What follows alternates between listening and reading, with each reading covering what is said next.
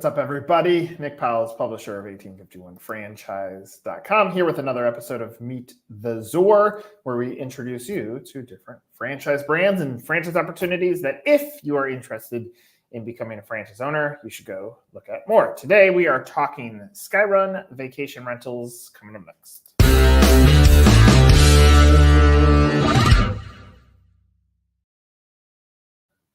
All right, Kyle, we're going to start with your story first because I always get a good nugget out of it, and then we'll get into SkyRun. But how did you accidentally fall into franchising? What's your franchise story? Oh, Nick, I appreciate it. That's a crazy question. Right out of college, I fell into franchising, and I was working with PepsiCo, and I actually worked for Taco Bell back in the day, and they transitioned to a franchise model, and I got swept up into it. I've run franchise brands, been a franchisee back in the day, and so it's my 32nd year of being in franchising, which sounds strange. You look back at all this time that you've put into this industry.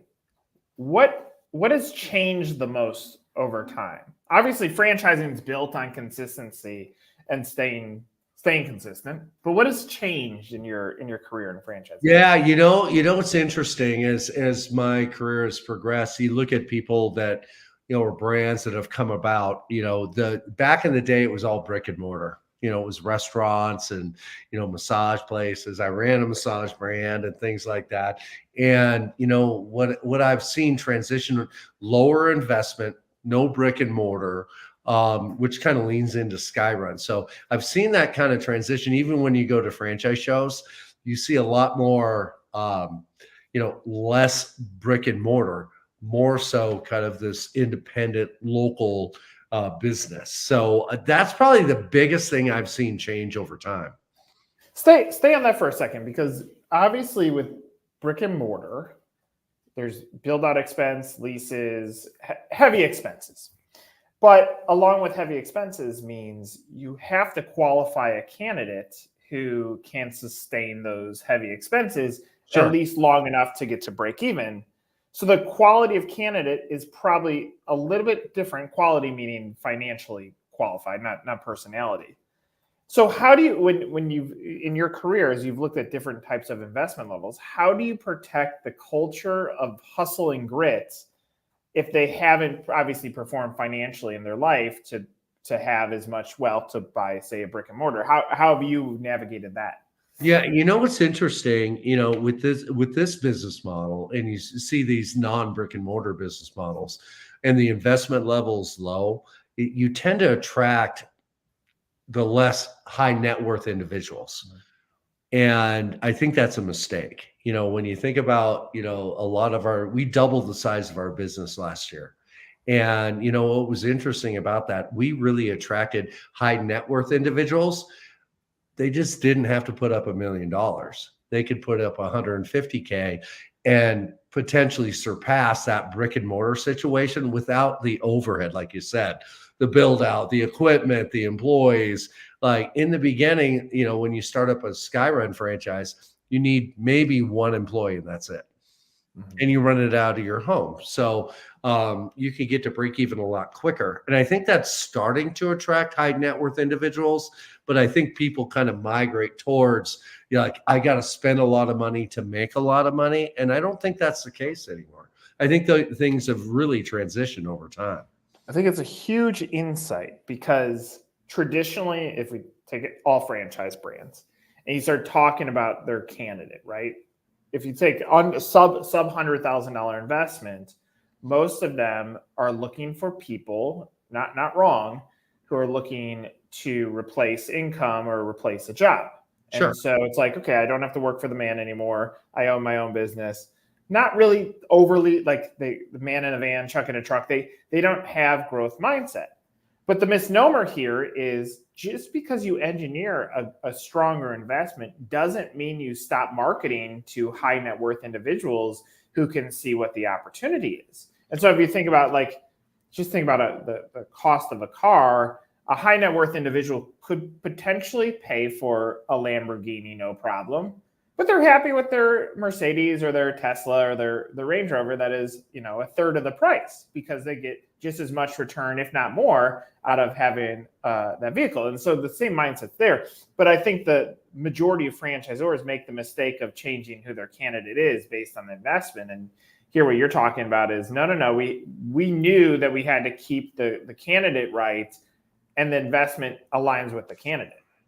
Yeah, when and it's a good point. It's when you talk to coaches and brokers and different individuals, you almost have to top them into it and say, I know this individual made X and they're looking to make Y, but why would they invest that incredible amount of money and break even maybe 3 years from now? In our business, since you don't have the overhead, you can be break even rather quickly.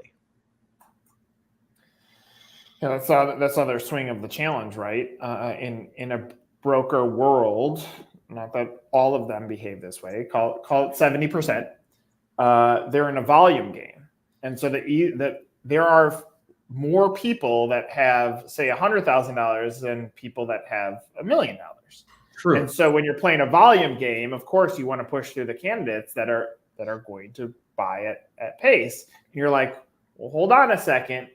Don't go show them, say, as extreme as it is, a brick and mortar school franchise.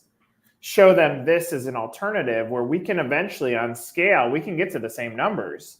It's just a little bit less riskier because of the volume that you're investing into. I think you hit the nail on the head. It is less risk because you're not, you don't have that investment in the building or, paying the landlord or whatever it might be. I really think whether it's SkyRun or all these lower investment brands, that you could really scale it and replace that income rather quickly versus I made this huge investment. I'm waiting over time, and who knows what may happen. Well, I think that's the other piece to this is if we really break down who makes a good franchise owner. A good franchise owner tends to be someone who is entrepreneurial, but not an entrepreneur. An entrepreneur tends to be a risk taker. I call them. So if there's too much risk, yeah, right. Exactly. Right, and so you're mitigating risk of the investment, and of course, smart investors like to mitigate the risk, and so you're engineering this thing. So I'm gonna jump ahead, and then we'll get into the business construct of how it works. Sure. But I always say this. I call it the nugget. Take it or leave it. When I land on the franchise site, you say build your own vacation rental business. I think you have something bigger in mitigate the risk of franchising, where that's the message that should be front and center, because that's ultimately what you've done. You've engineered a business that is conditioned for the wealthy out of an investment that is conditioned for the everyday man. I just wrote that down. That was killer. There you go. Okay, so talk about the business model now. Tell me what is special about SkyRun. How do you guys stand out? Yeah, when you think about SkyRun, it's our 20th year of existence, and our founders, it's kind of a funny story. Pete and Steve. We're going to be ski bums here in Colorado. We're based here in Colorado. And when they got up there, Pete he used to run all the international IT business for IBM. So total tech guy. So technology became incredibly important in this business. Now, remember, this is 20 years ago. There wasn't the Airbnbs and Verbos and things like that. He built the proprietary software we operate on. We are API integrated with 60 different channels, Airbnb and Vrbo, bookings.com, you name them all. When we post a property, it lists us all those different sites. So for a homeowner, if they're going to list a short-term rental with us, they have that kind of like experience with all these different sites. And we also operate something called dynamic pricing, which will auto adjust pricing back and forth depending on, demand, seasonality, and Taylor Swift's in town or whatever it might be, because people that self-manage their business, their property, they don't go in there every single day and adjust pricing, so they're missing out on revenue. So the front end is completely automated. The back end, think of housekeeping, repairs and maintenance. We outsource that. So you're not hiring housekeepers and things like that. And there's margins in that. Don't think of it as an expense. We mark that up to the guest.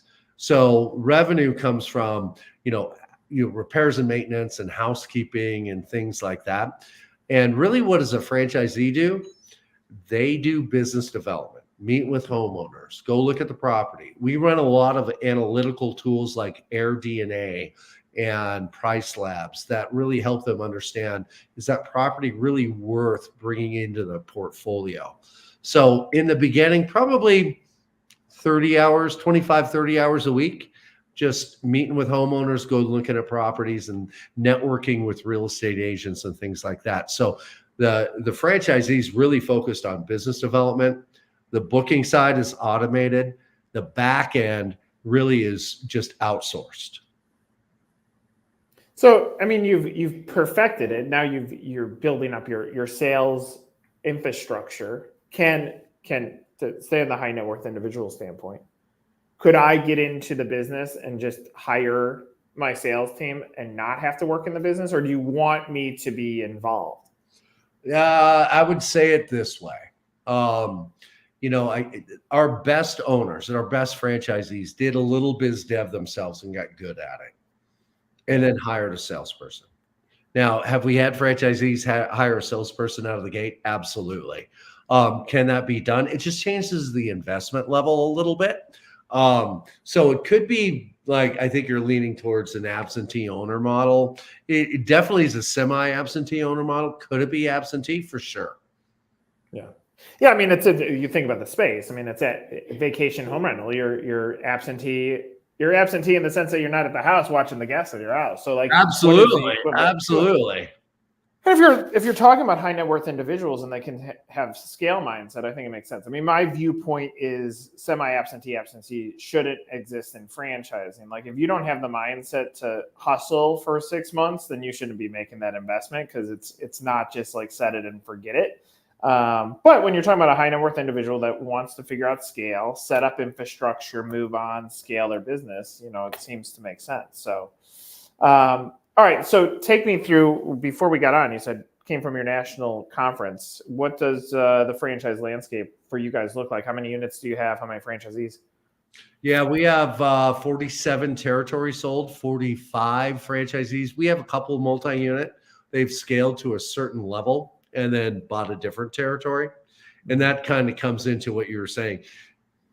We have an individual in Park City, Utah, and now about Kiowa, South Carolina, and put a manager that was a friend of his down there. Can you scale it that way? Absolutely. So, when you look at it that way, could you have multiples? You could definitely do. Yeah, and you're setting up the business to do so. So I think that's awesome. Okay, let's conclude on this. Obviously, if there's a candidate that's been watching this up to this point, any last things you want them to know about the business? I would say a couple different things. Number one, you don't have to have knowledge in the short-term rental business. Most of our franchisees do not. That's our job. Mm-hmm. I think you have to be a go-getter. In franchising, I don't care if it's a restaurant or whatever it might be. You wake up every day and you got to be passionate about it. You got to love, when I talk to franchisees, what they love is when a guest comes and stays at one of their properties, it's a 5-star experience. And you got to be committed to that. I don't know if anyone's ever done, an Airbnb experience where it just didn't go well.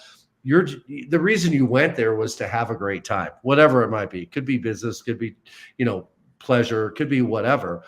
But there are certain things that become very difficult for people when you get there and the air conditioning doesn't work or the hot tub doesn't work. You got to be detail oriented, but you could be quickly to break even, and you never take your foot off the pedal.